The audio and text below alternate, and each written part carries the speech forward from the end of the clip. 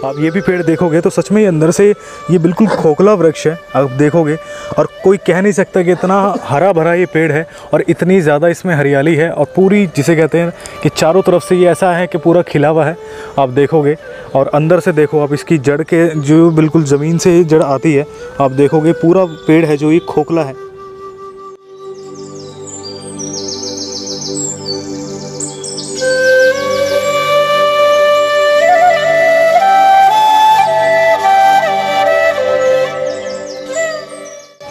तो नमस्कार दोस्तों, स्वागत है आपका मेरे चैनल पे और आप देख रहे हो मोहित व्लॉग्स। और मैं आपको बता दूं, आज मैं आया हूं ब्रज धाम में। और जहां पर मैं आज आया हूं, ये स्थान है चित्रा सखी का मंदिर और चिकसोली गांव है। चिकसोली गांव में आपको चित्रा सखी के मंदिर में दर्शन होते हैं। और आज मैं आपको यहाँ पे अंदर लेके चलूँगा, देखेंगे किस तरीके का मंदिर है और यहाँ पे किस तरीके के यहाँ पे दर्शन होते हैं चित्रा सखी के, और क्या यहाँ पे उनकी लीला रही है राधा रानी के संग। तो पहले चलता हूँ मैं आपको अंदर लेके और देखते हैं यहाँ पे किस तरीके से यहाँ पे श्रृंगार है चित्रा सखी का, और जानते हैं यहाँ पे क्या महत्व है उनका। और मैं आपको एक चीज़ और बताना चाहता हूँ, आज मेरे साथ हैं पप्पू जी, जो कि आपने इससे पहले वाली वीडियो में देखा है उनको मेरे साथ में, और उनसे भी जानेंगे यहाँ पे क्या महत्व है यहाँ पे। राधे राधे। जय श्री राधे। पप्पू जी, यहाँ के बारे में आप हमें बताएंगे कि यहाँ पे चित्रा सखी का क्या महत्व है यहाँ पे, और क्या उनकी लीला रही है राधा रानी के संग। जय श्री राधे। ये चित्रा सखी का मंदिर, गांव चिकसोली। चित्रा जी सखियों के स्थान पर सप्तम स्वरूप में हैं, 7वें स्थान पर हैं। चित्रा सब सखीन सरनाम, परम चतुर चित्र कलाम है, नहीं पटतर कोई बाम। सदा रहते है कुंज विहारन, संगई आठों याम, चित्रा सब सखीन सरनाम।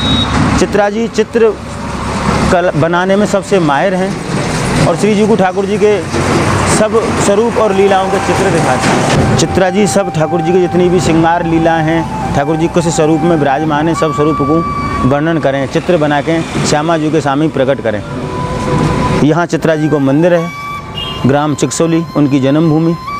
और अब किस स्थान पे पड़ता है, जैसे कि आपने बताया चिकसोली ये जो गांव है, और यहाँ पे ही पास में हमने पहले भी जो दर्शन करे हैं, गहवर वन भी इसी गांव में आता है। गहवर वन इसी गांव में आता है। सामने मानगढ़ है, मोरकुटी है, नवबिलासगढ़ है, सांकरी गली है, भानगढ़ है, सब बरसाना और चिकसोली के अंतर्गत ही हैं। सब बरसाना और चिकसोली के अंतर्गत ही आते हैं। जैसे कि आपने बताया चिकसोली में जो स्थान है ये चित्रा सखी का, ये चित्र बनाने में निपुण थे इस तरीके से। तो जो हमने इससे पहले दर्शन कराए हैं भक्तों को रंग देवी के, तो वो इन्हीं के चित्रों में रंग भरती थी। हाँ, चित्रा जी जो श्यामा जी के सामने चित्रा ठाकुर जी के जो अलग स्वरूप के अलग अलग लीलाओं के जब चित्र बनाती थी, जो सुंदर लगता था, तो श्यामा जी उनको रंग देवी जी को देती थी और रंग देवी जी उनको सजा सजा के ठाकुर जी के चित्रों को और श्यामा जी को प्रदान करती थी।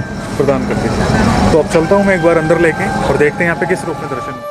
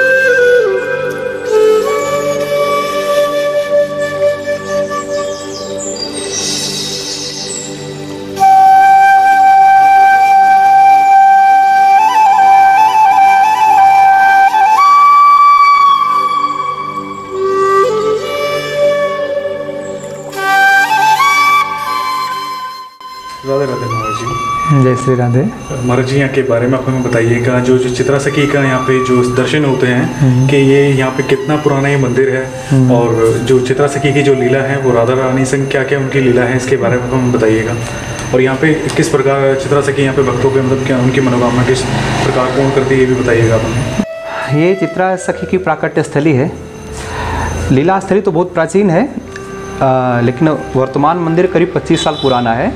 ये हमारे गुरु भाई श्री जगन्नाथ दास बाबा ने इसका जीर्णोद्धार करवा के यहाँ पर श्री विग्रह प्रतिष्ठित किए। मंदिर दर्शन में बीच में प्रिया प्रियतम है, और दाईं ओर श्री चित्रा सखी हैं, बाईं ओर श्री चंपकलता सखी है। जैसा कि आप जानते हैं कि 2 सखी सेवा करती हैं प्रिया प्रियतम की।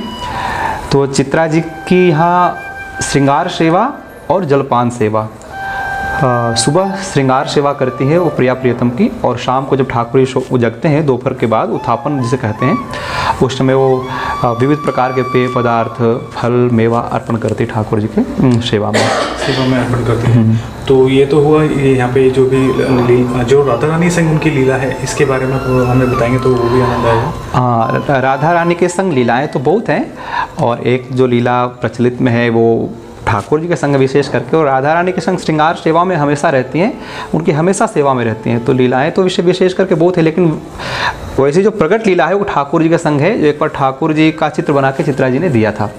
ठाकुर जी एक सखा थे श्री दामा, जो राधा रानी के भाई थे। तो उन्होंने एक बार निवेदन किया ठाकुर जी से कि कन्हैया मुझे आपका एक चित्र चाहिए।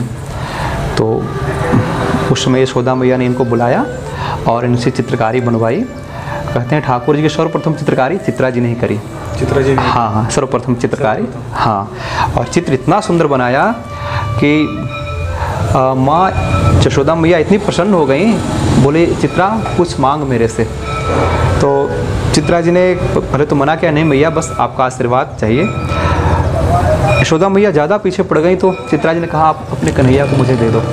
मैया के कन्हैया प्राण थे, मैया ने वचन दे दिया था। लेकिन इस बात को सुनकर माँ यशोदा मैया मूर्छित हो गई। ठाकुर जी बगल में ही खड़े थे, तो ठाकुर जी ने आकर के उनको सांत्वना दिया मैया को, और चित्रा जी से कहा कि आप मेरी माँ को अपने वचनों से मुक्त करो। मैं वचन देता हूँ कि एक रूप से हमेशा मैं आपके कुंज में निवास करूँगा। तो जब से प्रिया प्रीतम चित्रा जी के निकुंज में हमेशा निवास करते हैं, और चित्रा जी दोनों को लाड़ लड़ाती हैं। इधर चंपकलता सखी हैं, इनकी भोजन सेवा है। इनकी भोजन सेवा? हाँ, इनकी जन्मस्थली करहला है। वैसे महाराज जी यहाँ पे इनके जो चित्रा सखी है वो किस तरफ है, उसके बारे में आप हमें बताइएगा एक बार। ये इधर से चित्रा सखी हैं, इधर से चंपकलता सखी हैं, बीच में प्रिया प्रीतम। बीच में प्रिया प्रीतम है, और इधर है चंपकलता सखी। इनके हाथ में एक थाली और छोटा सा एक लोटा है। इनके हाथ में श्रृंगार, इनके हाथ में श्रृंगार है। काफ़ी आनंद में दर्शन है यहाँ पे महाराज जी। और ये जो मंदिर है कितना पुराना है, कितना? ये 25 साल। ये तो स्थली प्राचीन है, लेकिन ये वर्तमान मंदिर 25 साल पुराना है। 25 साल पुराना? हाँ जी। तो काफ़ी सुंदर रूप में दर्शन होते हैं, तो काफ़ी आपके सुंदर भाव है जो आपने इतना सुंदर श्रृंगार किया हुआ है, बहुत ही सुंदर है, मन कर रहा है देखते रहे, इतना प्यारा श्रृंगार है। और महाराज जी आपका शुभ नाम जानना चाहेंगे तो? हाँ, मेरा नाम राधा रमन शरण है, और जो श्रृंगार की बात आप कर रहे हैं तो ये चित्रा जी की कृपा है। मैंने कहा ना, चित्रा जी स्वयं श्रृंगार सेवा करती हैं प्रिया प्रियतम की, तो ये उनका निकुंज है। तो उन्हीं की कृपा से जो सखी स्वयं श्रृंगार सेवा करती हैं, तो उनके निकुंज में जो भी पुजारी होगा उस पर विशेष कृपा है। तो ये उन्हीं कृपा से श्रृंगार इतना सुंदर है। काफ़ी सुंदर भाव है आपके, जो आपने जैसे कहते हैं श्रृंगार भी आपकी, भक्ति भी, और कितना मतलब यहाँ पे ये जो भक्तों की यहाँ पे मनोकामना किस प्रकार पूर्ण होती है, कभी इस चीज़ को आपने इस चीज़ के बारे में भी बताएंगे? ब्रज की भक्ति में वैसे मनोकामना का कोई विशेष स्थान नहीं होता है कि यहाँ तो विशेष करके जितने भी भक्त आते हैं सबकी इच्छा ये होती है कि हमें प्रियालाल के चरणों की सेवा भक्ति मिले। फिर भी हमने देखा है काफ़ी जिनके ऐसी कोई जो हृदय से प्रार्थना करे और वैसी कामना जिससे किसी का अनिष्ट न हो, वो सहज में पूरी होती है। मेरे बहुत सारे अनुभव हैं, कितनों के ऐसे। एक मैं अपना ही बताता हूँ अनुभव कि एक आगरे से मेरे मित्र थे, उनकी लड़की की शादी नहीं हो रही थी, करीब 32 साल हो गए थे लड़की के। तो आते थे, लेकिन कभी मैंने पूछा नहीं था, लेकिन पूछा कैसे आप दुखी रहते हैं, तो उन्होंने कहा कि ऐसी स्थिति है। मैंने कहा चलो चित्रा जी से प्रार्थना करो, आप सहज में हो जाएगा। 1 महीने के अंदर। ऐसे कितनी भी बहुत सारे हैं, लेकिन मैंने पहले कहा कि वैसी कामना जिसमें किसी का अनिष्ट न हो, किसी के प्रति दुर्भावना न छिपी हो, तो वो सहज में चित्रा जी पूरी कर देती है। चित्रा जी पूरी सहज में काफ़ी आनंद आया आपसे जान के। बहुत सुंदर तरीके से आपने यहाँ का वर्णन किया और बहुत ही सुंदर है मंदिर भी, बहुत ही श्रृंगार भी। पीछे बहुत सुंदर बगीचा भी है, अभी तो आपके पीछे बहुत सुंदर बगीचा है पीछे। बगीचा है पीछे? हाँ, तो ये परिक्रमा मार्ग है, ये परिक्रमा मार्ग भी है, और इसी से एक रास्ता बगीचे का निकल जाता है। इसी से बगीचे के लिए जाता है। तो मैं आपको एक चीज़ यहाँ पे बताना चाहता हूँ कि यही जो आप यहाँ पे मार्ग देख रहे हो, यही मार्ग जाता है परिक्रमा के लिए, और यहीं से आप यहाँ से परिक्रमा करके वापस बाहर आ सकते हो। अगर पॉसिबल होगा तो मैं आपको अभी बगीचे में लेके चलूँगा, जो कि यहीं से रास्ता जाता है पीछे। तो काफ़ी आनंद आया आपसे जान के महाराज जी। राधे राधे। धन्यवाद। जय श्री राधे राधे राधे। और यही मार्ग जाता है परिक्रमा के लिए भी, और मैं आपको अंदर बगीचे में लेके चलता हूँ। मैं आपको बताऊं, जो आप परिक्रमा करते हो, आप यहाँ से आके यहाँ से निकल सकते हो बाहर परिक्रमा के लिए, लेकिन जो बगीचे के लिए रास्ता जाता है वो यहीं से जाता है, आप देख सकते हो। सर्वप्रथम आप जैसे ही आते हो यहाँ पे, तो ये वृक्ष भी आप देखोगे तो बहुत ही प्राचीन ये वृक्ष लग रहा है, बहुत ही प्राचीन वृक्ष लग रहा है देखने से ही। और मैं आपको आगे लेके चलता हूँ।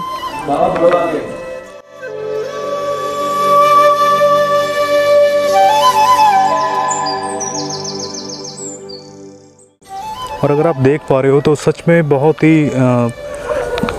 ही सुंदर बगीचा है पीछे मंदिर के, और काफ़ी बड़ा बगीचा है।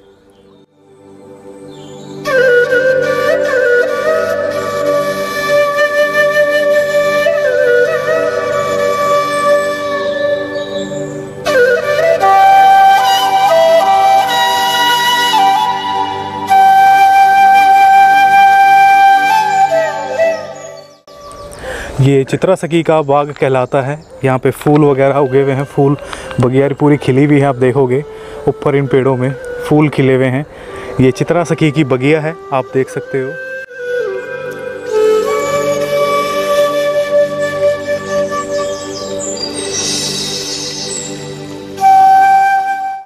और मैं आपको एक चीज़ यहाँ पे बता दूँ कि मैं कोशिश करूँगा कि मैं यहाँ पे दिन में भी आपको दर्शन करा पाऊँ इस बगीचे के, क्योंकि अभी वैसे मेरे पास लाइट है, लेकिन अगर आप लोगों को साफ ना दिख रहा हो तो मैं कोशिश करूँगा कि उसके लिए मैं कोशिश कर पाऊँ सुबह आपको दिखाने के लिए। और बहुत ही सुंदर सुंदर यहाँ पे फूल उगे हुए हैं। ये चित्रा की बगिया है, चित्रा सखी जो राधा रानी की सखी है। पप्पू जी, ये पेड़ के बारे में आप हमें बताइए, जो है इसमें क्या लगा हुआ है कि हम ये उद्धव जी का स्वरूप है। गोपियों ने जब उद्धव जी को श्राप दे दिया नहीं कि तू तीनों लोक के नाथ के साथ रहकर भी और मूर्ख जैसी बातें करता है ज्ञान की, हम तो प्रेम लीला जाने, तो जड़ हो जा, जड़ बना दिया। तो उद्धव जी को धोखे स्वरूप में विराजमान होना पड़ा। ये धोखा स्वरूप है। और नंदगांव, बरसाना और गोवर्धन 3 जगह ही ज़्यादातर पाया जाता है, हर जगह नहीं है। हर जगह नहीं। आप देखोगे कि ये किस तरीके के यहाँ पे ये हैं, उगे हुए हैं, एक जड़ की भांति सा ही लग रहा है देखने से। और मैं कोशिश करूँगा कि मैं आपको दिन के उजाले में भी इसके दर्शन करा पाऊँ। बहुत ही घना है वैसे ये पेड़, और इसकी जड़ देखोगे तो जड़ इस प्रकार है। और एक चीज़ है ब्रज के पेड़ों में पप्पू जी, कि मुझे बताइएगा कि ब्रज के जितने भी पेड़ हैं वो नीचे अंदर से खोखले होते हैं, यानी कि ये हमें पहले किसी ने बताया था कि जितने भी ब्रज में पेड़ हैं वो प्राचीन हैं, साधु संत हैं। वो जैसे कहते हैं कोई बड़े बड़े संत बैठे हैं, जो जिसे कहते हैं द्वापर के।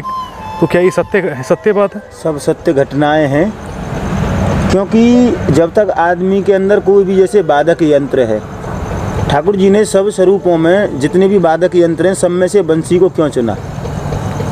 क्योंकि ठाकुर जी चाहते हैं जिनके हृदय में कुछ नहीं है, नहीं, जब तक अंदर से आकार विकार खत्म नहीं होगा, अपना मैं नहीं खत्म जाएगा, जब तक अपनी जो अंदर में मैं है नहीं, अहंकार है, वो अहंकार नहीं जाएगा, तब तक ठाकुर जी को प्यारा नहीं हो सकता ठाकुर जी को। इसीलिए बंसी 9 अपने 7 स्वर स्वरूप और 9 छिद्रों के साथ में भी उनके अगर आपस में फूंक मारोगे तो उनके अंदर से सुरीली आवाज़ आएगी। क्यों? कि उसके अंदर में कुछ नहीं है, सब कुछ समर्पण ठाकुर जी के लिए कर दियो। इसीलिए उद्धव जी को स्वरूप है, जितने ब्रज के पेड़ हैं नहीं, इनके अंदर में कुछ नहीं है, बाहर से दिखावटी स्वरूप है। बाहर से दिखावटी स्वरूप है। आप ये भी पेड़ देखोगे तो सच में अंदर से ये बिल्कुल खोखला वृक्ष है, आप देखोगे। और कोई कह नहीं सकता कि इतना हरा भरा ये पेड़ है और इतनी ज़्यादा इसमें हरियाली है, और पूरी जिसे कहते हैं कि चारों तरफ से ये ऐसा है कि पूरा खिला हुआ है, आप देखोगे। और अंदर से देखो आप, इसकी जड़ के जो बिल्कुल ज़मीन से जड़ आती है, आप देखोगे पूरा पेड़ है जो ये खोखला है। ऐसे अनुभूति केवल आप ब्रज में ही कर सकते हो। ऐसे वृक्षों के, इतने सुंदर वृक्षों के दर्शन आपको ब्रज में ही होते हैं।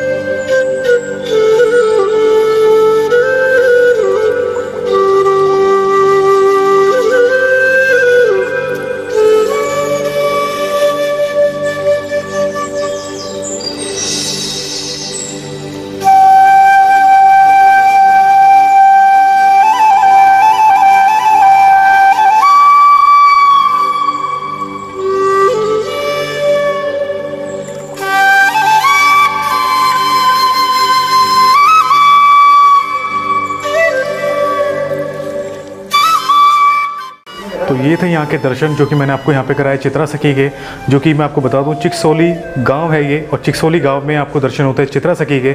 और यहीं चिकसोली गांव में ही आपको मैंने दर्शन कराए थे पहले गहवर वन के और मान मंदिर के और मोरकुटी के।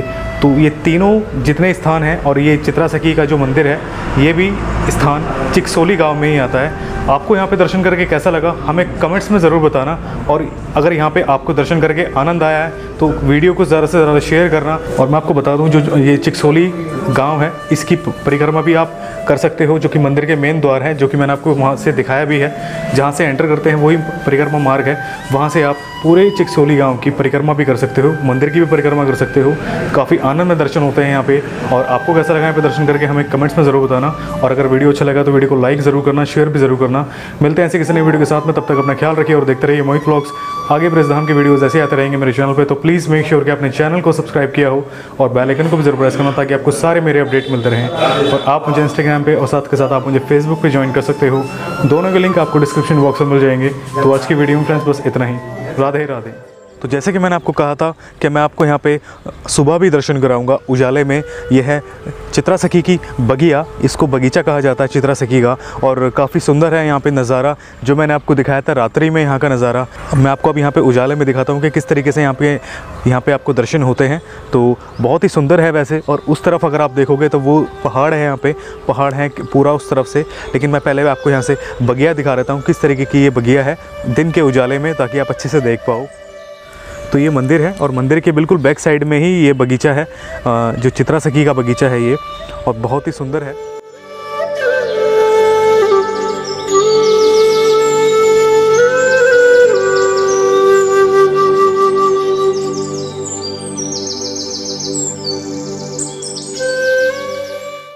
ये बहुत ही सुंदर यहाँ पे फूल की बगीचा, पूरा बगिया खिली हुई है चारों तरफ। और जो रात्रि में मैंने आपको ये वृक्ष दिखाया था, ये वृक्ष के बारे में मैं एक बार पप्पू जी से दोबारा पूछूंगा कि पप्पू जी कौन सा वृक्ष बताया था आपने रात्रि में जो बताया था आप? इसको ब्रज भाषा में उद्धव जी का स्वरूप बताते हैं, और कहते हैं कि जब उद्धव जी गोपियों को ज्ञान देने जब यहाँ आए तो गोपियाँ पूछने लगीं, तो उद्धव ज्ञान की भाषा सिखाने लगा, प्रेम लीला नहीं बताने लगा। तो गोपियाँ नाराज़ हो गईं और नाराज़ होकर श्राप दे दिया।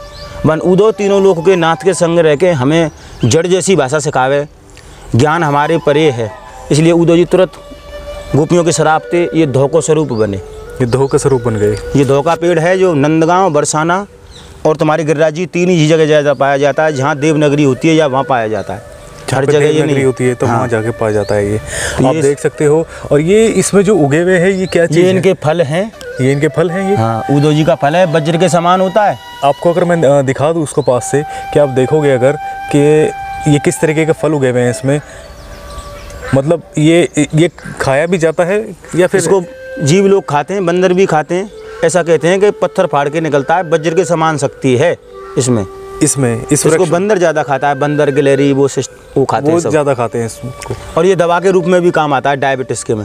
डायबिटीज़ में हाँ, जिसके डायबिटीज़ होती है नहीं, उसको इसकी पत्तियाँ पेड़ की और ये फल, इसकी पत्तियाँ अगर उबाल के या कुछ नहीं तो पानी के उसमें मटके में रख दो, और इसकी पत्तियाँ का थोड़ा सा रात को उसको पानी में ही रखो, सुबह उसका पानी फेंक दो और उसको किसी पत्थर ऊपर घिसो, और घिस के उसमें कम चीनी नहीं डालना, क्योंकि चीनी डालने से शुगर होती है। अगर नहीं पिया जाता तो थोड़ी कम मात्रा में आप चीनी ले सकते हो, और इसका अगर प्रयोग करेंगे तो ये डायबिटीज़ को जड़ से ख़त्म कर देता है। जड़ से ख़त्म कर देता है। हाँ, इसीलिए इसको बहुत लोग इसका यूज भी करती है। डायबिटीज़ की सबसे ऊंची दवा है ऊधो। ऊधो, इसका नाम है ऊधो, पर ब्रज भाषा में इसको बोले धो। ऊ खत्म कर दियो, खाली धो बोले।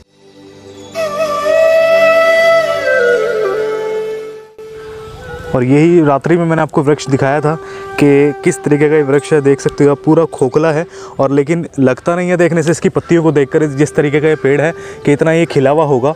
और इसका पेड़ आप देखोगे पूरा खोखला है, जड़ से ही बिल्कुल ऐसा खोखला होके आ रहा है। ये रात्रि में भी मैंने आपको दिखाया था और अब भी मैं आपको दिखा रहा हूँ कि देख रहे हो आप, पूरा खोखला है ये पूरा अंदर से पेड़। और यही शक्ति है ब्रिज के इन वृक्षों में। इनको देख के एक अनुभूति, अलग ही अनुभूति होती है कि सच में यहाँ पे जो ऋषि मुनि हैं वो यहाँ पे वृक्षों के रूप में बैठे हैं। और एक छोटी सी बगिया है ये, मैं आपको बता दूँ, ये छोटी सी बगिया है और यही है वो मंदिर। और मंदिर के बैक साइड का ये है बगीचा, चित्रा सखी का बगीचा।